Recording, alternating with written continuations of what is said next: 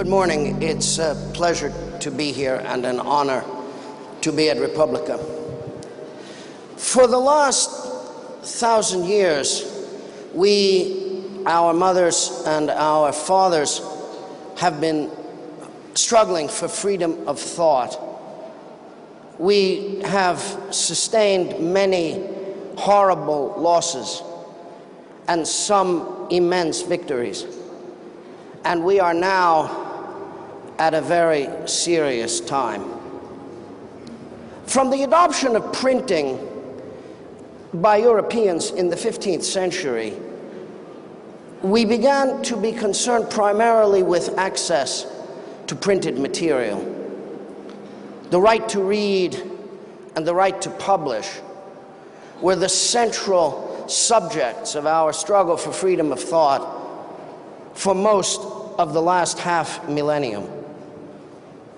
The basic concern was for the right to read in private and to think and speak and act on the basis of a free and uncensored will. The primary antagonist for freedom of thought in the beginning of our struggle was the Universal Catholic Church, an institution directed at the control of thought in the European world, based around weekly surveillance of the conduct and thoughts of every human being, based around the censorship of all reading material, and in the end, based upon the ability to predict and to punish unorthodox thought. The tools available for thought control in early modern Europe were poor, even by 20th century standards, but they worked. And for hundreds of years, the struggle primarily centered around that increasingly important first mass manufactured article in Western culture, the book. Whether you could print them, possess them, traffic in them, read them, teach from them without the permission or control of an entity empowered to punish thought. By the end of the 17th century, censorship of written material in Europe had begun to break down. First in the Netherlands, then in the UK, then afterwards in waves throughout the European world. And the book became an article of subversive commerce and began eating away at the control of thought. By the late 18th century, that struggle for the freedom of reading had begun to attack the substance of Christianity itself. And the European world trembled on the brink of the first great revolution of the mind. It spoke of liberté, égalité, fraternité, but actually it meant freedom to think differently. The Ancien Régime began to struggle against thinking. And we moved into the next phase of the struggle for freedom of thought, which presumed the possibility of unorthodox thinking and revolutionary acting. And for 200 years, we struggled with the consequences of those changes.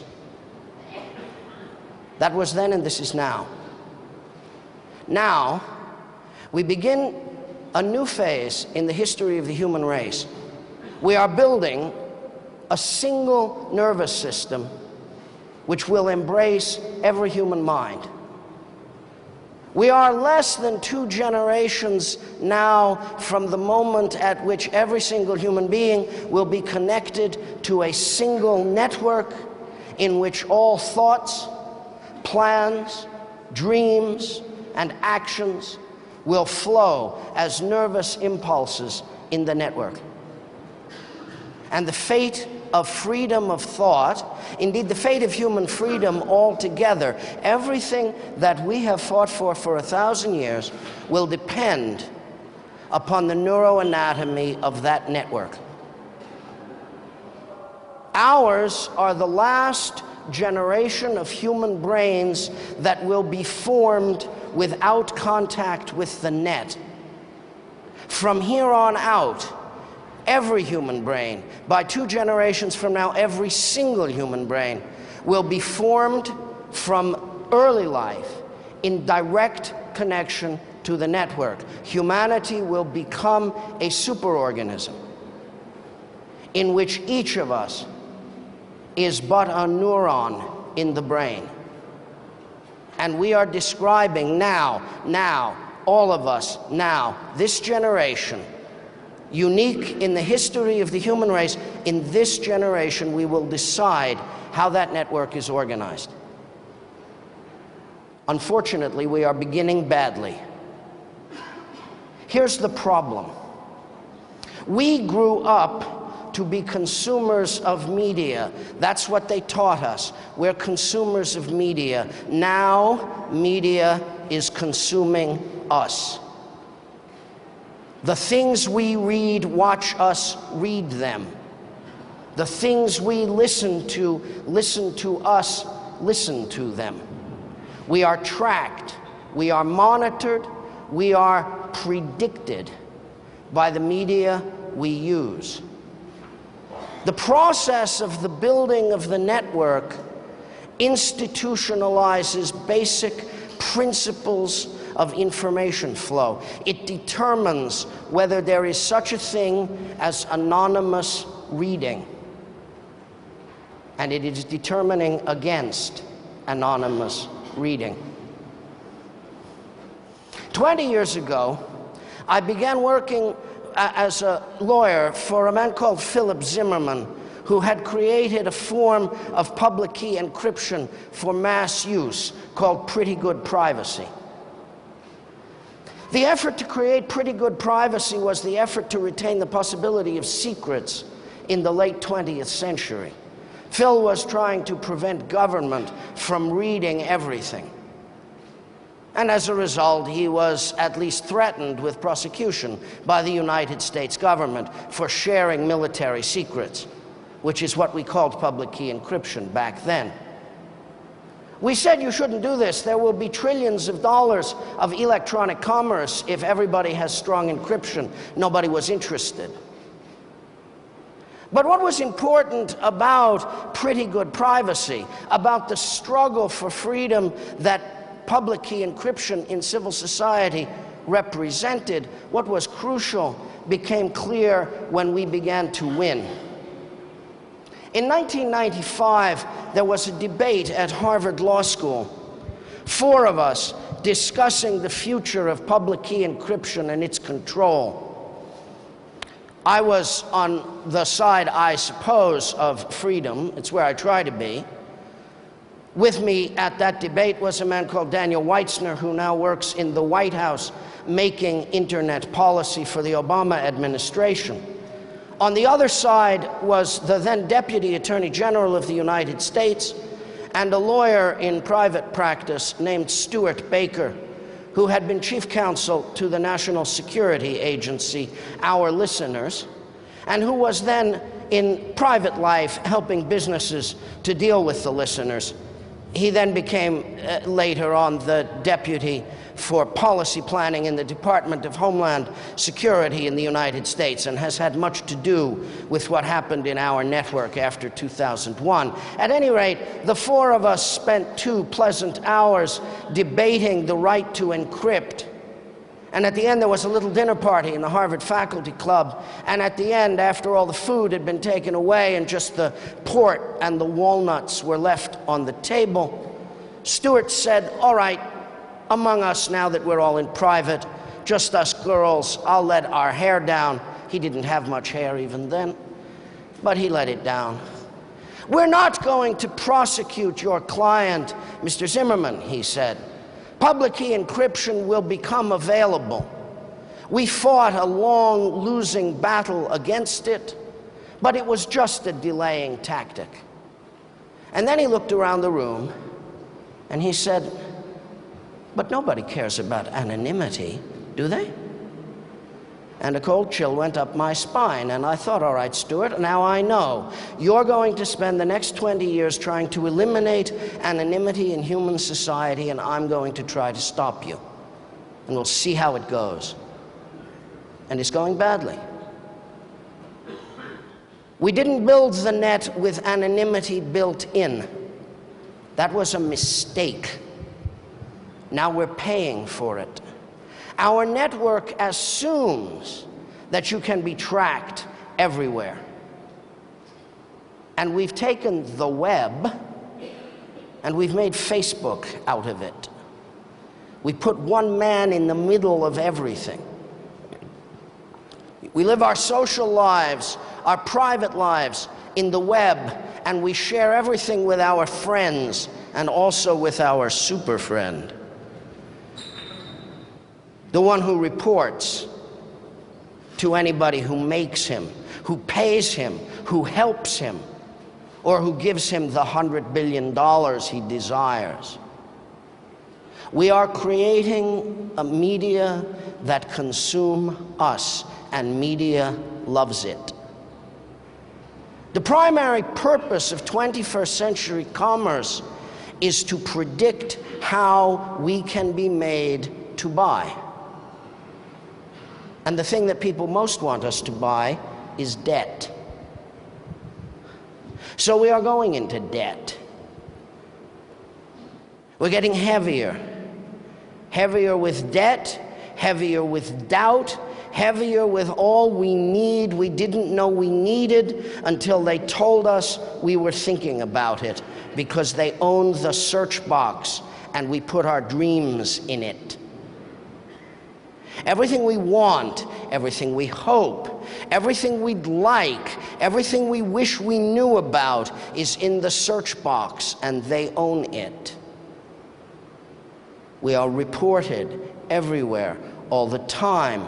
In the 20th century, you had to build Lubyanka, you had to torture people, you had to threaten people, you had to press people to inform on their friends. I don't need to talk about that in Berlin. In the 21st century, why bother? You just build social networking and everybody informs on everybody else for you. Why waste time and money having buildings full of little men who check who's in which photographs? Just tell everybody to tag their friends and bing, you're done. Oh, did I use that word? Bing, you're done. There's a search box and they own it, and we put our dreams in it and they eat them. And they tell us who we are right back. If you like that, you'll love this. And we do. They figure us out. The machines do. Every time you make a link, you're teaching the machine. Every time you make a link about someone else, you're teaching the machine about someone else. We need to build that network. We need to make that brain. This is humanity's highest purpose. We're fulfilling it, but we mustn't do it wrong. Once upon a time, the technological mistakes were mistakes. We made them. They were the unintended consequences of our thoughtful behavior. That's not the way it is right now. The things that are going wrong are not mistakes, they're designs. They have purpose. And the purpose is to make the human population readable. I was talking to a senior government official in the United States a few weeks ago. Our government has been misbehaving. We had rules. We made them after 9/11. They said, we will keep databases about people, and some of those people will be innocent. They won't be suspected of anything. The rules we made in 2001 said we will keep information about people not suspected of anything for a maximum of 180 days. Then we will discard it. In March, in the middle of the night, on a Wednesday, after everything shut down, when it was raining, the Department of Justice and the Director of National Intelligence in the United States said, oh, we're changing those rules. This small change, we used to say we would keep information on people not suspected of anything for only 180 days maximum. We're changing that a little bit to 5 years, which is infinity. I joke with the lawyers I work with in New York, they only wrote 5 years in the press release because they couldn't get the sideways 8 into the font for the press release. Otherwise, they'd have just said infinity, which is what they mean. So I was having a conversation with a senior government official I have known all these many years who works in the White House. And I said, you're changing American society. He said, well, we realize that we need a robust social graph of the United States. I said, you need a robust social graph of the United States? Yes, he said. I said, you mean the United States government is from now on going to keep a list of everybody every American knows. Do you think by any chance that should require a law? And he just laughed, because they did it in a press release in the middle of the night on Wednesday when it was raining. We're going to live in a world, unless we do something quickly, in which our media consume us and spit in the government's cup. There will never have been any place like it before. And if we let it happen, there will never be any place different from it again. Humanity will all have been wired together, and media will consume us and spit in the government's cup, and the state will own our minds. The soon-to-be ex-president of France campaigned, as you will recall, last month on the proposition that there should be criminal penalties for repeat visiting of jihadi websites. That was a threat to criminalize reading in France.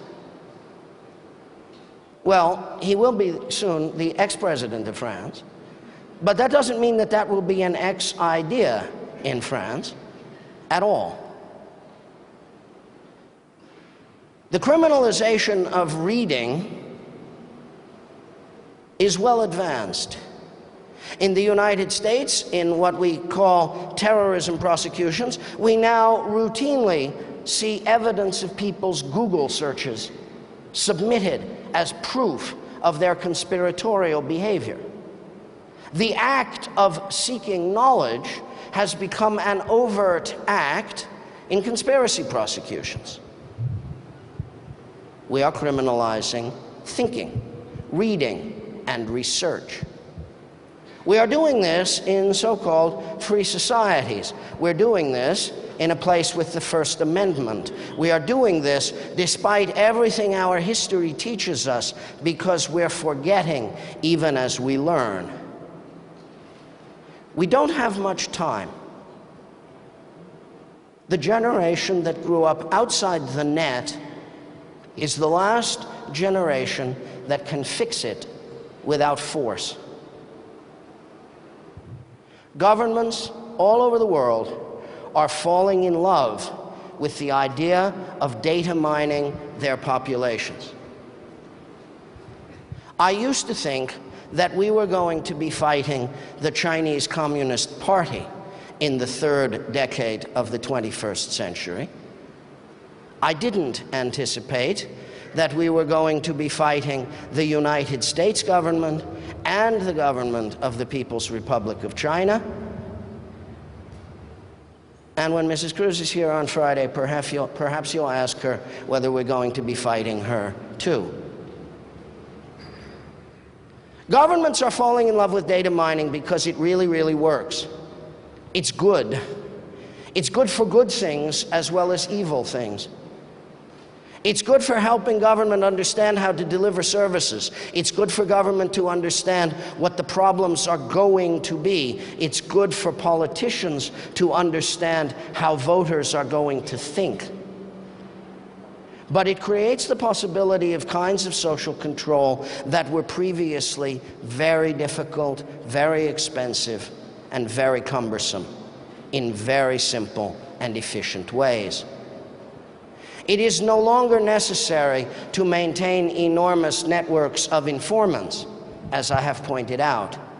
Stasi gets a bargain now if it comes back because Zuckerberg does its work for it. But it's more than just the ease of surveillance. It's more than just the permanence of data. It's the relentlessness of living after the end of forgetting. Nothing ever goes away anymore. What isn't understood today will be understood tomorrow. The encrypted traffic you use today in relative security is simply waiting until there's enough of it for the cryptanalysis to work, for the breakers to succeed in breaking it. We're going to have to redo all our security all the time, forever, because no encrypted packet is ever lost again. Nothing is unconnected infinitely, only finitely. Every piece of information can be retained, and everything eventually gets linked to something else. That's the rationale for the government official who says we need a robust social graph of the United States. Why do you need it? So the dots you don't connect today, you can connect tomorrow, or next year, or the year after next. Nothing is ever lost, nothing ever goes away, nothing is forgotten anymore. So the primary form of collection that should concern us most is media that spy on us while we use them. Books that watch us read them. Music that listens to us listen to it. Search boxes that report what we are searching for to whoever is searching for us and doesn't know us yet. There is a lot of talk about data coming out of Facebook.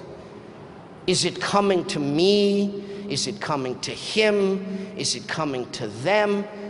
They want you to think that the threat is data coming out. You should know that the threat is code going in.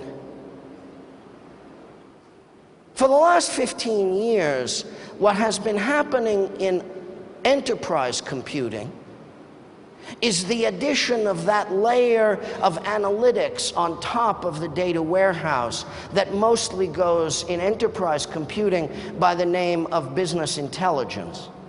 What it means is you've been building these vast data warehouses in your company for a decade or two now. You have all the information about your own operations, your suppliers, your competitors, your customers. Now you want to make that data start to do tricks by adding it to all the open source data out there in the world and using it to tell you the answers to questions you didn't know you had.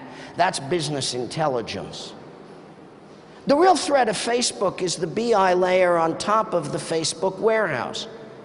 The Facebook data warehouse contains the behavior, not just the thinking, but also the behavior of somewhere nearing 1 billion people. The business intelligence layer on top of it, which is just all that code they get to run covered by the terms of service that say they can run any code they want for improvement of the experience. The business intelligence layer on top of Facebook is where every intelligence service in the world wants to go. Imagine that you're a tiny little secret police organization in some not very important country. Let's put ourselves in their position. Let's call them, I don't know what, you know, Kyrgyzstan. You're secret police. You're in the people business. Secret policing is people business. You have classes of people that you want. You want agents, you want sources, you have adversaries, and you have influenceables. That is, people you can torture who are related to adversaries. Wives, husbands, fathers, daughters, you know, those people. So you're looking for classes of people. You don't know their names, but you know what they're like. You know who is recruitable for you as an agent. You know who are likely sources. You can give the social characteristics of your adversaries, and once you know your adversaries, you can find the influenceables. So what you want to do is run code inside Facebook. It will help you find the people that you want. It will show you the people whose behavior and whose social circles tell you that they are what you want by way of agents, sources, what the adversaries are, and who you can torture to get to them. So you don't want data out of Facebook. The minute you take data out of Facebook, it is dead. You want to put code into Facebook and run it there and get the results. You want to cooperate. Facebook wants to be a media company. It wants to own the web. It wants you to punch like buttons. Like buttons are terrific even if you don't punch them, because they're web bugs. Because they show Facebook every other web page that you touch that has a like button on it, whether you punch it or you don't. They still get a record. The record is you read a page which had a like button on it. And either you said yes or you said no. And either way, you made data. You taught the machine. So media want to know you better than you know yourself. And we shouldn't let anybody do that. We fought for 1,000 years for the internal space, the space where we read, think, reflect, and become unorthodox inside our own minds. That's the space that everybody wants to take away. Tell us your dreams. Tell us your thoughts. Tell us what you hope. Tell us what you fear. This is not weekly auricular confession. This is confession 24/7.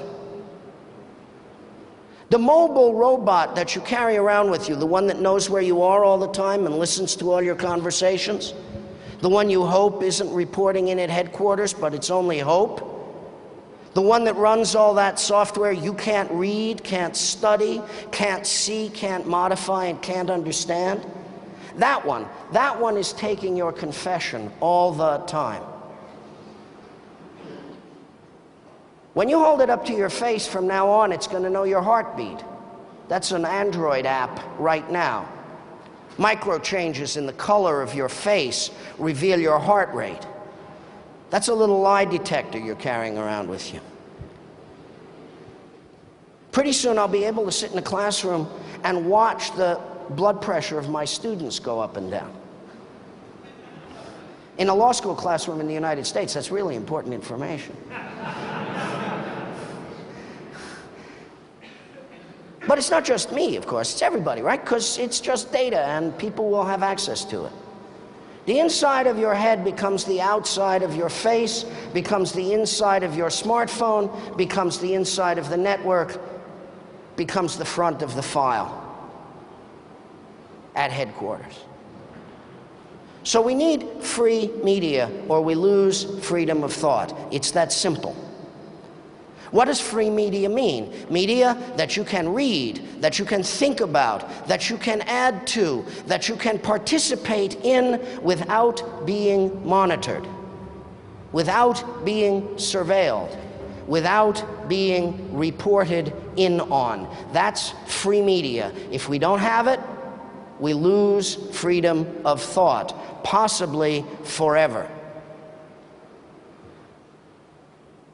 Having free media means having a network that behaves according to the needs of the people at the edge, not according to the needs of the servers in the middle. Making free media requires a network of peers, not a network of masters and servants, not a network of clients and servers, not a network where network operators control all the packets they move. This is not simple, but it's still possible. We require free technology. The last time I gave a political speech in Berlin, it was in 2004. It was called Die Gedanken Sind Frei. I said we need three things: free software, free hardware, free bandwidth. Now we need them more. It's 8 years later. We've made some mistakes. We're in more trouble. We haven't come forward. We've gone back. We need free software. That means software you can copy, modify, and redistribute. We need that because we need the software that runs the network to be modifiable by the people the network embraces. The death of Mr. Jobs is a positive event. I'm sorry to break it to you like that. He was a great artist and a moral monster. And he brought us closer to the end of freedom every single time he put something out, because he hated sharing. It wasn't his fault. He was an artist. He hated sharing because he believed he invented everything, even though he didn't. Inside those fine little boxes with the lit up apples on them I see all around the room is a bunch of free software, tailored to give him control. Nothing illegal, nothing wrong. He obeyed the licenses. He screwed us every time he could, and he took everything we gave him, and he made beautiful stuff that controlled its users.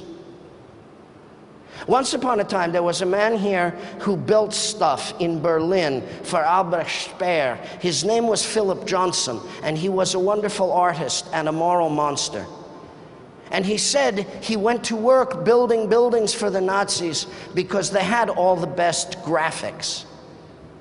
And he meant it, because he was an artist, as Mr. Jobs was an artist.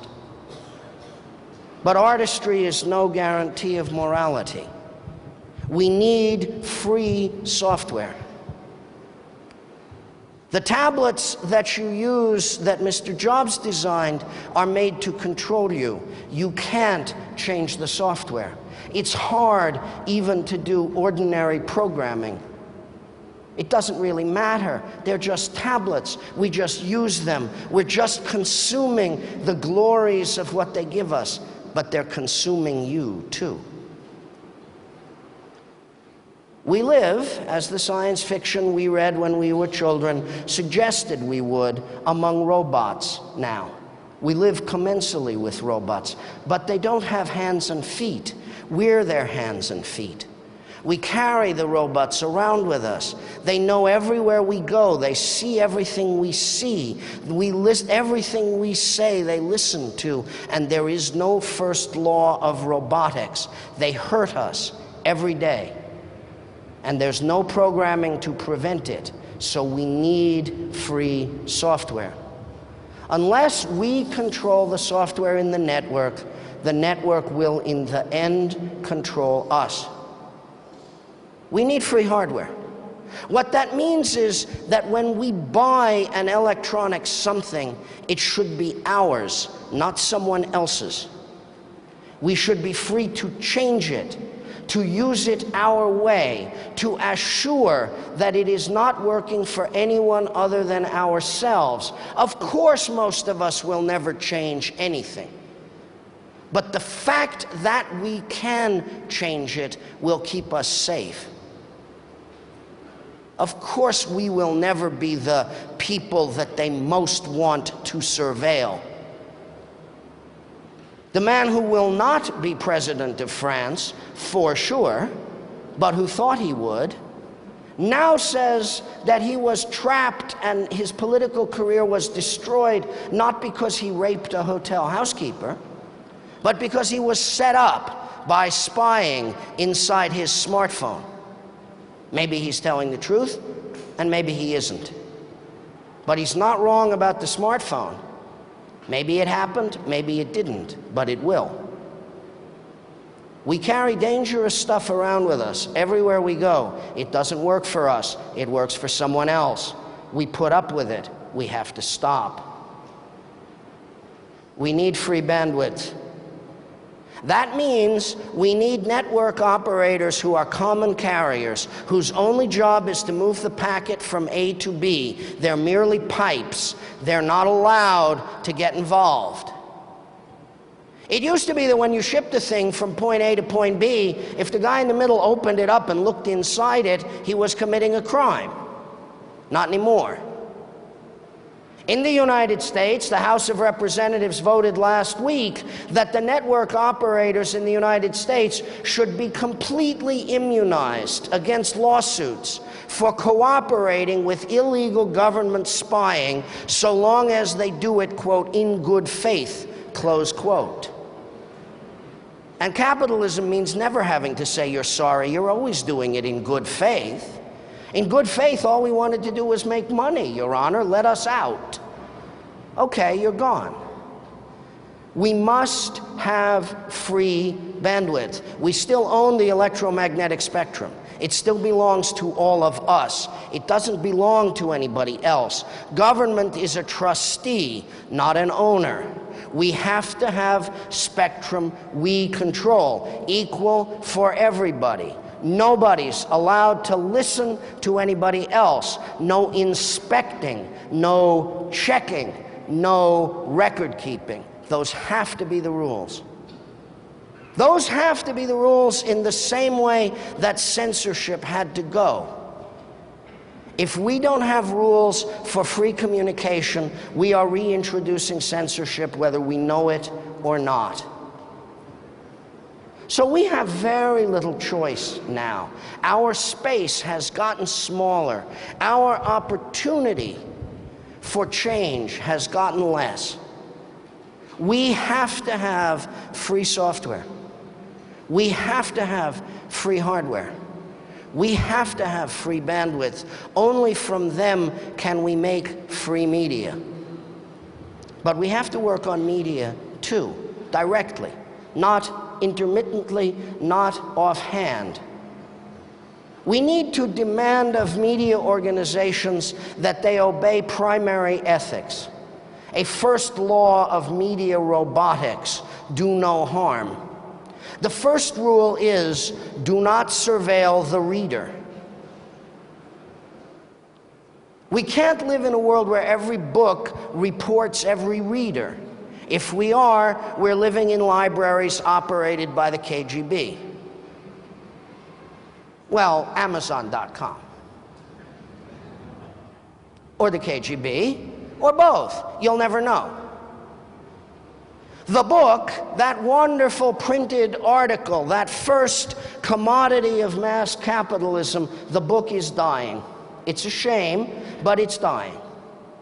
And the replacement is a box which either surveils the reader or it doesn't. You will remember that Amazon.com decided that a book by George Orwell could not be distributed in the United States for copyright reasons. They went and erased it out of all the little Amazon book reading devices where customers had purchased copies of Animal Farm. Oh, you may have bought it, but that doesn't mean you're allowed to read it. That's censorship. That's book burning. That's what we all lived through in the 20th century. We burned people, places, and art. We fought, we killed tens of millions of people to bring an end to a world in which the state would burn books, and then we watched as it was done again and again, and now we are preparing to allow it to be done without matches, everywhere, anytime. We must have media ethics, and we have the power to enforce those ethics because we're still the people who pay the freight. We should not deal with people who sell surveilled books. We should not deal with people who sell surveilled music. We should not deal with movie companies that sell surveilled movies. We're going to have to say that even as we work on the technology, because otherwise capitalism will move as fast as possible to make our efforts at freedom irrelevant, and there are children growing up who will never know what freedom means. So we have to make a point about it. It will cost us a little bit. Not much, but a little bit. We will have to forego and make a few sacrifices in our lives to enforce ethics on media. But that's our role. Along with making free technology, that's our role. We are the last generation capable of understanding directly what the changes are because we have lived on both sides of them and we know. So we have a responsibility. You understand that? It's always a surprise to me, though it is deeply true, that of all the cities in the world I travel to, Berlin is the freest. You cannot wear a hat in the Hong Kong airport anymore. I found out last month trying to wear my hat in the Hong Kong airport. You're not allowed, it disrupts the facial recognition. There will be a new airport here. Will it be so heavily surveilled that you won't be allowed to wear a hat because it disrupts the facial recognition? We have a responsibility. We know. That's how Berlin became the freest city that I go to, because we know, because we have a responsibility, because we remember, because we've been on both sides of the wall. That must not be lost now. If we forget, no other forgetting will ever happen. Everything will be remembered. Everything you read all through life, everything you listened to, everything you watched, everything you searched for. Surely we can pass along to the next generation a world freer than that. Surely we must. What if we don't? What will they say when they realize that we lived at the end of 1,000 years of struggling for freedom of thought? At the end, when we had almost everything, we gave it away for convenience, for social networking, because Mr. Zuckerberg asked us to, because we couldn't find a better way to talk to our friends, because we loved the beautiful, pretty things that felt so warm in the hand, because we didn't really care about the future of freedom of thought, because we considered that to be someone else's business, because we thought it was over, because we believed we were free, because we didn't think there was any struggling left to do. That's why we gave it all away. Is that what we're going to tell them? Is that what we're going to tell them? Free thought requires free media. Free media requires free technology. We require ethical treatment when we go to read, to write, to listen, and to watch. Those are the hallmarks of our politics. We need to keep those politics until we die. Because if we don't, Something else will die, something so precious that many, many, many of our fathers and mothers gave their lives for it. Something so precious that we understood it to define what it meant to be human. It will die if we don't keep those politics for the rest of our lives. And if we do, then all the things we struggled for will get. Because everywhere on earth, everybody will be able to read freely. Because all the Einsteins in the street will be allowed to learn. Because all the Stravinskys will become composers. Because all the Salks will become research physicians. Because humanity will be connected, and every brain will be allowed to learn, and no brain will be crushed for thinking wrong. We're at the moment where we get to pick whether we carry through that great revolution we've been making bit by bloody bit for 1,000 years, or whether we give it away for convenience, for simplicity of talking to our friends, for speed in search, and other really important stuff. I said in 2004 when I was here, and I say now, we can win. We can be the generation of people who completed the work of building freedom of thought. I didn't say then, and I must say now, that we are also potentially the generation that can lose. We can slip back into an inquisition worse than any inquisition that ever existed. It may not use as much torture, it may not be as bloody, but it will be more effective. And we mustn't let that happen. Too many people fought for us. Too many people died for us. Too many people hoped and dreamed for what we can still make possible. We must not fail. Thank you very much.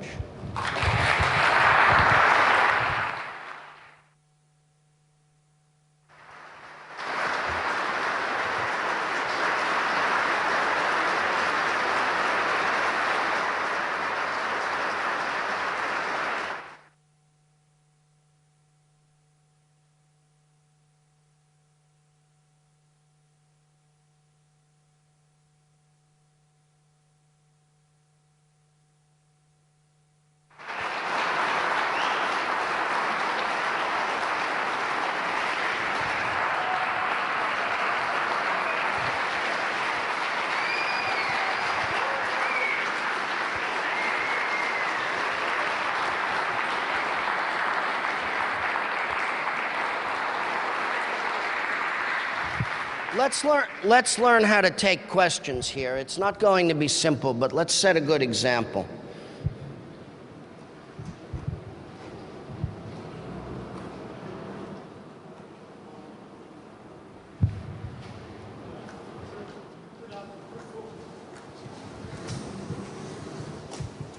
Thank you. You put forward a very gruesome picture of the possible future.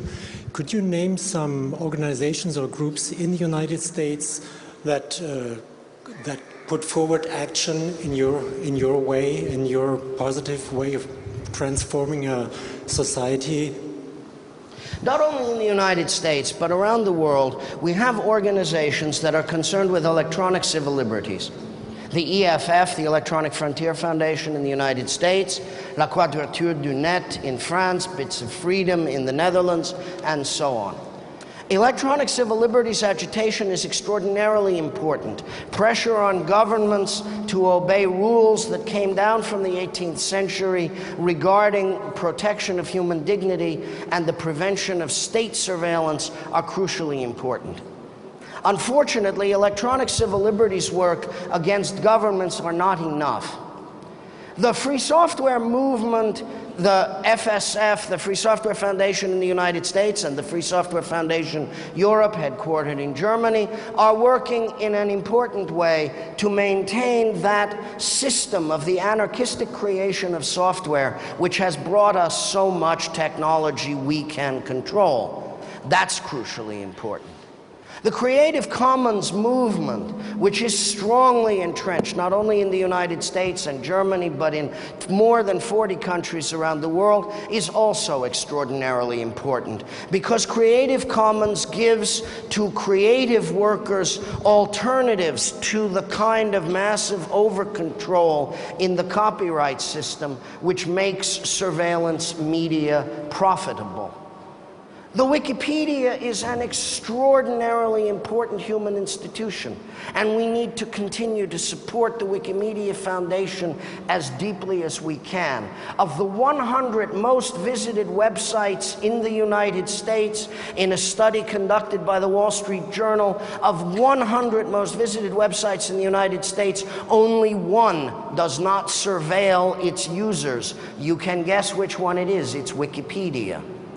We have enormously important developments now going on throughout the world of higher education.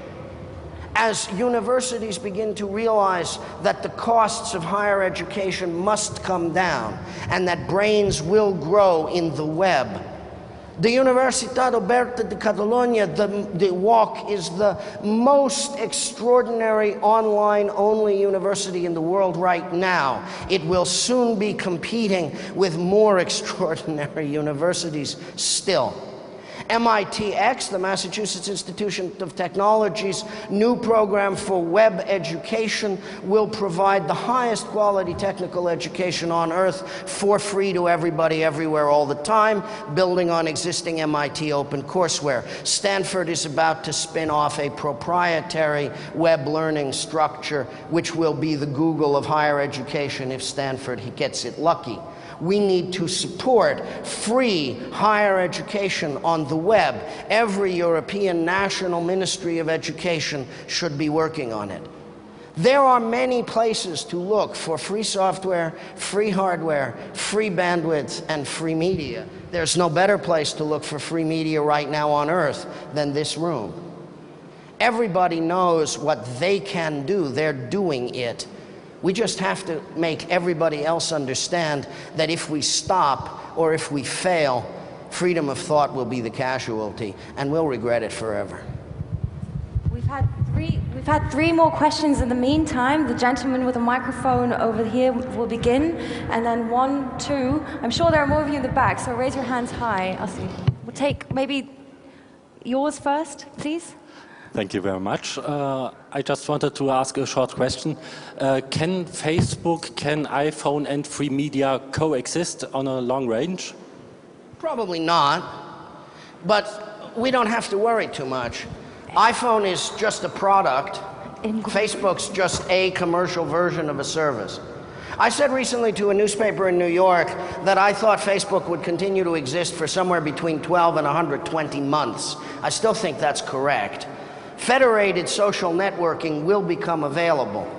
Federated social networking in a form which allows you to leave Facebook without leaving your friends will become available. Better forms of communication without a man in the middle will become available. The question will be, will people use them? Freedom Box is an attempt to produce a stack of software that will fit in a new generation of low-power, low-cost hardware servers the size of mobile phone chargers. And if we do that work right, we will be able to give billions of web servers to the net, which will serve the purpose of providing competing services that don't invade privacy and are compatible with existing services. But mobile phones get changed very frequently, so iPhone goes away, it's no big deal. And web services are much less unique than they appear right now. Facebook's a brand. It's not a thing that we need to worry about in any great particular. We just have to do it in as quickly as possible. Coexistence? Well, all I have to say about that is they're not going to coexist with freedom, so I'm not sure why I should coexist with them.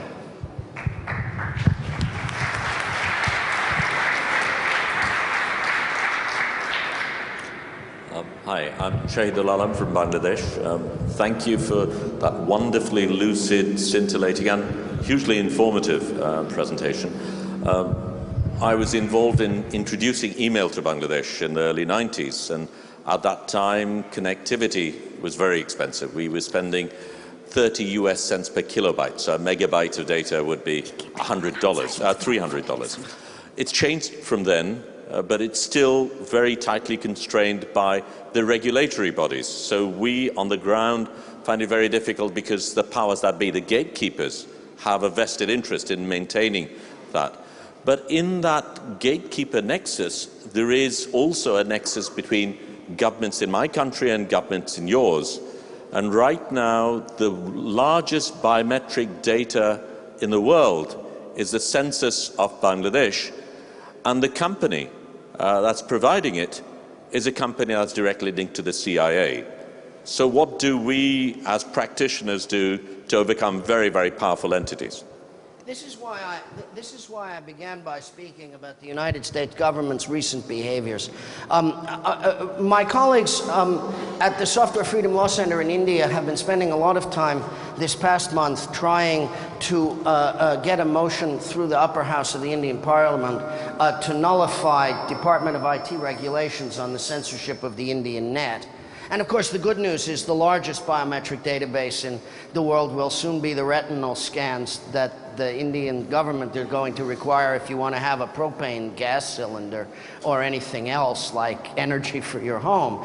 And the difficulty we've been having in talking to Indian government officials this month is that they say, well, if the Americans can do it, why can't we? Which is unfortunately true. The United States government has this winter lowered the bar around the world on internet freedom in the sense of data mining your society to the Chinese level. They've fundamentally agreed. They're going to data mine the hell out of their populations, and they're going to encourage every other state on earth to do the same.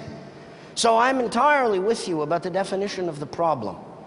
We are not now any longer living in a place, in a stage in our history where we can think in terms of a country at a time. Globalization has reached the point at which these questions of surveillance of society are now global questions. And we have to work on them under the assumption that no government will decide to be more virtuous than the superpowers. I don't know how we're going to deal with the Chinese Communist Party. I do not know. I know how we're going to deal with the American government. We're going to insist on our rights. We're going to do what it makes sense to do in the United States. We're going to litigate about it. We're going to push. We're going to shove. We're going to be everywhere, including in the street, about it. And I suspect that's what's going to happen here, too.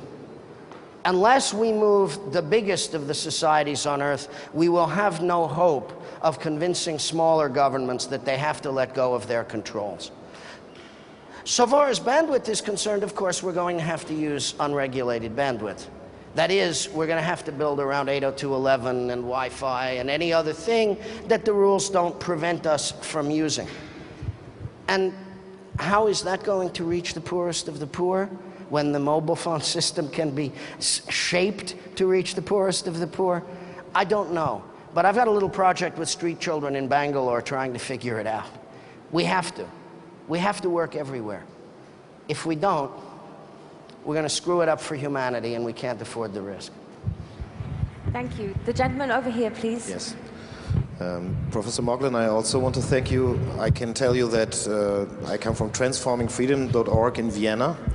And some years ago, I saw you talking on a web video at FOSDEM. And there I saw you pointing out the role of Zimmermann, Frederick, and we tried to help him as well. But listening to you today, I see that this is just too slow, too little. And I'm a bit amazed at two things. The first is the academic system. Let's say the European one was founded by Plato and was closed down by force about 1,000 years after. The second start of the European university was around the 11th century, and let's see if we get there to have it running as long as 1,000 years. So my question is, why is it not deeply in the self-structuring of academia to help the cause that you have talked about today? And why don't we have philanthropists helping our little projects running for 3,000 or 5,000 euros here and there much more, let's say, efficiently, like maybe you would agree that Mr. Soros tries to do? Some years ago at Columbia, we tried to interest faculty in the state of preservation of the libraries. And I saw more distinguished scholars at my own university than at any other time in my 25 years there engaged politically. Their primary concern was the aging of the paper on which were printed the 19th century German doctorate that conserved more philological research than any other literature on earth, right? But it was 19th century books they needed to preserve. The problem with academic life is that it is inherently conservative because it preserves the wisdom of the old. And that's a good thing to do, but the wisdom of the old is old. And it doesn't necessarily embrace the issues of the moment perfectly. I mentioned the walk because I think it's so important to support the university as it maneuvers itself towards the net and away from the forms of learning that have characterized the matriculatory university of the past. For the last 1,000 years, mostly we moved scholars to books. And the university grew up around that principle. It grew up around the principle that books are hard to move and people are easy, so you bring everybody to it. Now we live in a world in which it is much simpler to move knowledge to people. But the continuance of ignorance is the desire of businesses that sell knowledge. What we really need is to begin ourselves to help to turn the university system into something else. The something which allows everybody to learn and which demands unsurveilled learning. The Commissioner for Information Society will be here. She should speak to that. That should be the great question of the European Commission. They know. They printed a report 18 months ago that said for the cost of 100 kilometers of road, you can scan 1/6 of all the books in European libraries. That means for the cost of 600 kilometers of road, we could get them all. We built a lot of roads in a lot of places, including Greece, in the past 10 years. And we could have scanned all the books in Europe at the same time and made them available to all humanity on an unsurveilled basis. If Mrs. Cruz wants to build a monument to herself, it isn't going to be as a fait politician. She's going to do it this way, and you're going to ask her. I'm going to be on a plane on my way back across the Atlantic, or I promise you I'd ask her myself. Ask her for me. Say, it's not our fault, Eben wants to know. If you want to hurt somebody, hurt him. You should be changing the European University. You should be breaking it up into unsurveilled reading. You should be putting Google Books and Amazon out of business. That's some North American, Anglo-Saxon, elbow capitalism thing. Why aren't we making knowledge free in Europe and assuring that it's unsurveilled? That would be the biggest step possible, and it's within their power. Thank you so much. Brilliant, thank you.